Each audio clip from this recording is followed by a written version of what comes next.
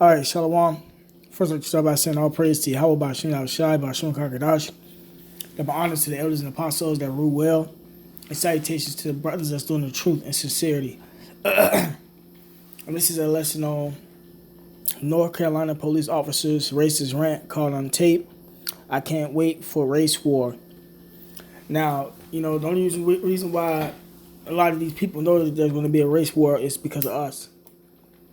So Esau with this title could be targeting us.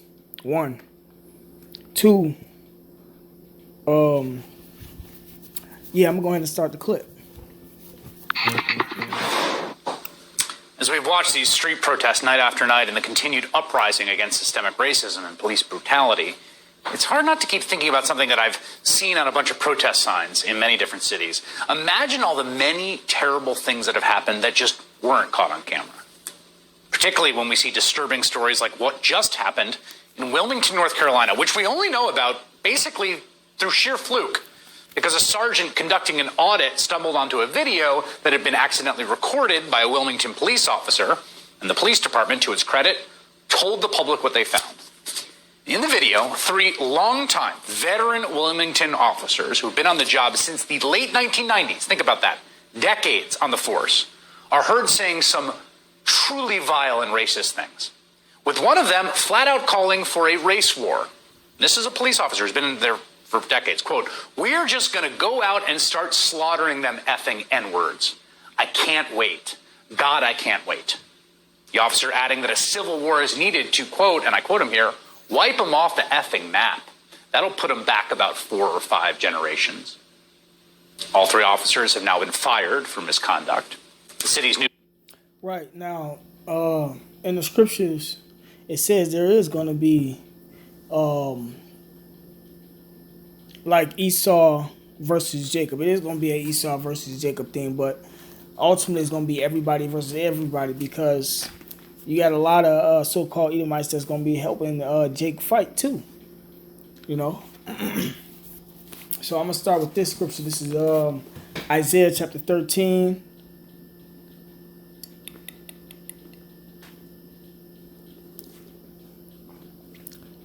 Verse 14, it says, "And it shall be as a chased roe, and as a sheep that no man taketh up.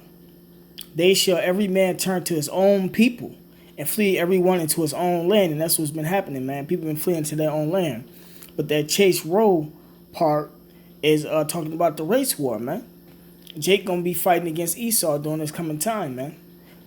Everyone that is found shall be thrust through, and everyone that is joined unto them shall fall by the sword. Right, so if anybody holding hands with these Edomites, these so-called white peoples, they're going to be killed, And Esau making sure he push for this race war. That's why he has this in the news media coming out the way it is. And they got some more history that I have never heard about. If I ever heard about it, it was probably once, but it was a long time ago. But, I would have remembered, I'm pretty sure, but... they coming out with some history of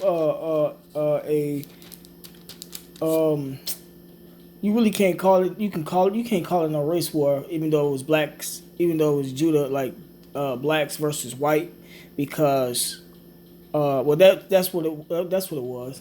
It started off like that, and then it was whites involved also. So but that's because well, I'm gonna just read the history. This is Isaiah chapter 19, verse 1. It says, no, I'm gonna start at verse 2. It says, "And I will set the Egyptians against the Egyptians, and they shall fight everyone against his brother, and everyone against his neighbor, city against city, and kingdom against kingdom." Right, man. So all these people are known as Egyptians because they take on the philosophies of Egypt. You see the woman with the Egyptian eyeliner and the Egyptian look and everything. Then the dollar has the Egyptian obelisk on it, and the pyramid and stuff of that nature. So these people took after the philosophies of Egypt. So everybody ultimately gonna be fighting everybody. They pushing for a race riot, and as you can see, Judah rising up against Esau.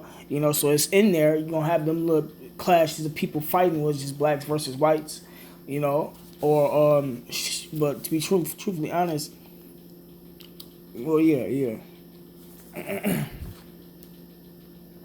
But kingdom against kingdom is like the U.S. versus Russia, because it's gonna be World War III ultimately gonna kick off also. Police Chief Donnie Williams making the announcement yesterday. When I first learned of these conversations, I was shocked, saddened, and disgusted. There is no place for this behavior in our agency or our city, and it will not be tolerated. That was his first day on the job, one of his first actions as a head of police in that town. Now, there are so many ways this is disturbing, they're basically uncountable, but most striking to me is the resonance and meaning of these violent racist words in this particular place, Wilmington, North Carolina. It's a city that is in many ways a perfect representation of the trajectory of racial injustice in America. Because back in the late 1800s, after the Civil War and in Reconstruction, Wilmington was a thriving, fairly well-integrated town racially. That was thanks to the post-Civil War project of Reconstruction, which used the federal government to actively seek to integrate freemen and women as full citizens, to give them rights and more. And then came what was arguably the only pure coup d'etat in U.S. history, when a white supremacist mob violently wrenched power, overthrowing the city government, killing at least 60 African Americans, slaughtering them, wrenching power back with terrorist, white supremacist, fascist violence to regain white supremacy, a key moment in the destruction of this nation's project of racial equality and reconstruction. And the system those racists built, that is a system upon which we now stand. To the point where in the year 2020, Wilmington police officers are fantasizing about a race war where they could shoot black people that would put black Americans back about 4 or 5 generations, back to what happened in that same city. And in the decades following the 1890s. Now that statement can push people towards us and it can push people away from us. Esau can use that to come up against us. That's why we always bring the information out through the scriptures. Because Judah is locking horns with Esau, and that's why they call it racial tensions. But not only is Judah locking horns with Esau, so is the rest of the 12 tribes locking horns with Esau, man. So eventually it's going to be everybody, Slakia. It's going to be all the tribes against Esau, but ultimately, since it's going to be this whole lack of food and people liking Esau, and it's going to be everybody against everybody, man.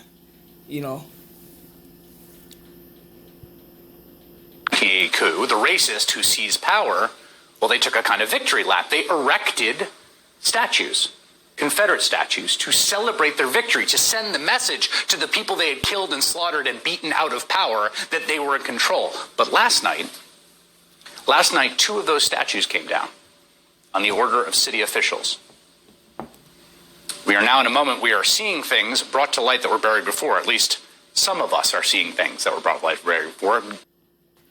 Right, and that's how they pushing for it to be a race riot also, because they taking them statues down, and those are a lot of people, relatives, and people's fathers fought in them wars, or grandfathers, great grandfathers and stuff fought in the wars and stuff like that, man. So they pushing for it. That's why they keeping it in the media the way that it is, man. But another reason why they bringing them statues down also, or started bringing them statues down, well, when they first started pulling them down, was because it was a psyop. Yeah, right, I'll be able to put up the lesson on it, but if I'm not mistaken, it's on Amazon. It's called psyop.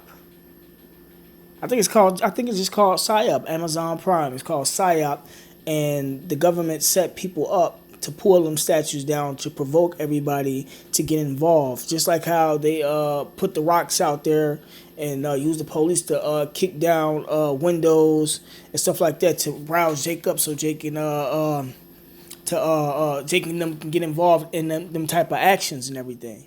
So many Americans have been seeing it the whole time. And in the city of Tucson, there's another new recording that will make your blood run cold. That's next.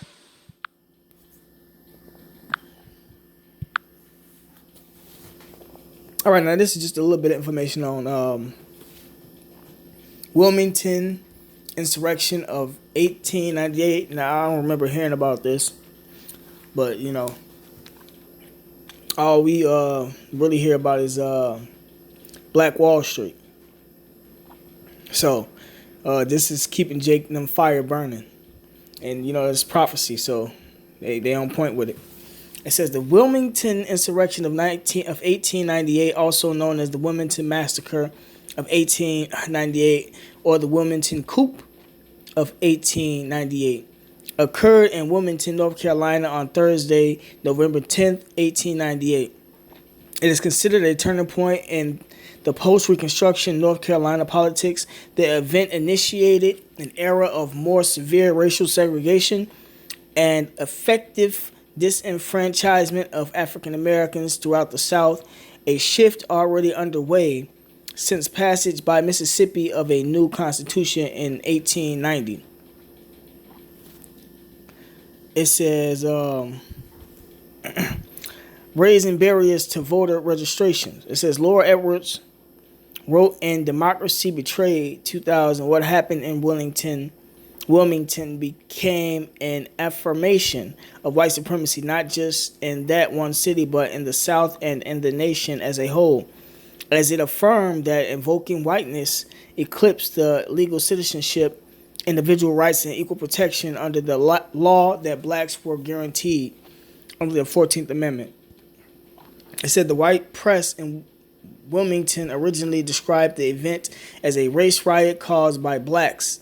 However, over time, with more facts publicized, the event has come to be seen as a coup d'etat, the violent overthrow of a duly elected government by a group of white supremacists.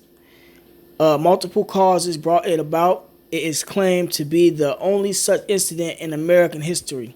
Other late Reconstruction era violence did not result in a direct coup or removal and replacement of elected officials by unelected individuals.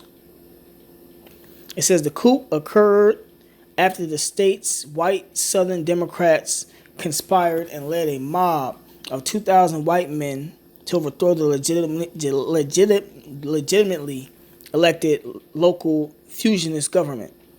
They expelled opposition black and white political leaders from the city, destroyed the property and businesses of black citizens built up since the Civil War, including the only black newspaper in the city, and killed an estimate 60 to more than 300 people. So Esau wanted to keep that spirit going and bring that spirit back. So Esau basically teaching Jake and teaching Esau that this is what was going on. And when you bring out information like that, that rouses Jake up to not want to go through that no more. So now they want to fight harder and get on rights. And Esau want to remember his heritage and where his forefathers came from and what they did, and that amps them up to not to submit, and fight even harder too. So Esau doing his job of keeping all this going, and then so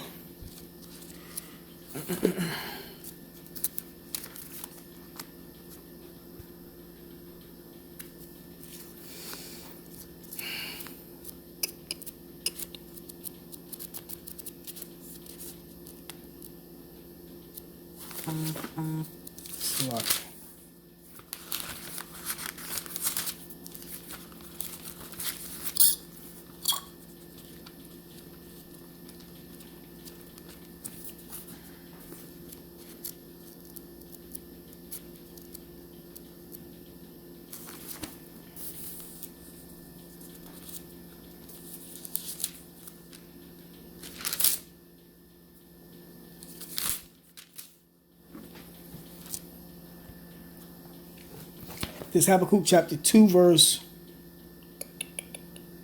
2, it says, "And the Lord answered me and said, Write the vision and make it plain upon tables, that he may run that readeth it.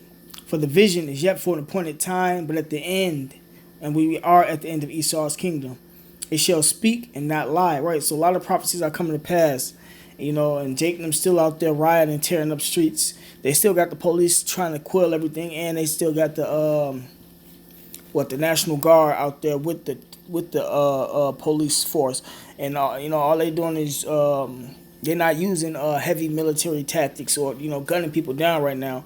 They just using them little pole sticks and everything. But soon it's gonna turn up, man. And as far as this whole race riot situation go, it's gonna be more than just race riots going on, and that's gonna eventually come to pass too. So, but it says, for the vision is yet for an appointed time, but at the end it shall speak and not lie, though it tarry. Wait for it, because it will surely come, it will not tarry. Right, so it seemed like they dragging this whole Black Lives Matter thing out. But eventually it's going to turn into deadly riots. So.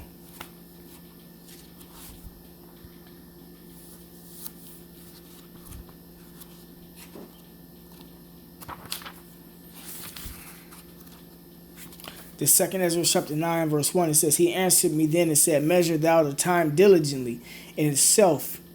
Right? So we're supposed to be measuring the time, keeping up with these news articles, and which are the prophecies. And when thou shalt see part of the signs past, which I have told thee before, then shalt thou well understand that it is the very same time when the highest will begin to visit the world which he made, in which that's happening. Because not only while these racial tensions is happening, and this Black Lives Matter thing is happening, you got floods happening all over the U.S. You got the bubonic plague in China. You got this COVID-19 situation going on. What else? Tornadoes hitting and everything. So the Lord visiting this place, man. At first, it was just happening over there in the Middle East and South and Central America. Now it has come to America, and America gonna get hit the worst out of all the places, man. So you gotta watch for it. It says, then shalt thou understand that it is the very same time when the highest will begin to visit the world which he made. Therefore, when there shall be seen earthquakes and uproars of the people in the world, and we see all that, then shalt thou well understand that the Most High spake of those things from the beginning, from the days that were before thee, even from the beginning. Right, man. And the Lord been speaking about this. His prophets, his chosen, been out, through the time periods, been speaking about these events to come, all the way up until now. And the prophets are back. We have the prophets telling you the same news, For like as all that is made in the world have the beginning and the end is manifest. Right, why? Because it's the end. The prophets were a sign. Us being out there on them highways and byways teaching the word the way we're teaching it, is a sign. Esau persecuting us and putting certain keywords in his news media so that we can be targeted is a sign, So, but with that being said, call law.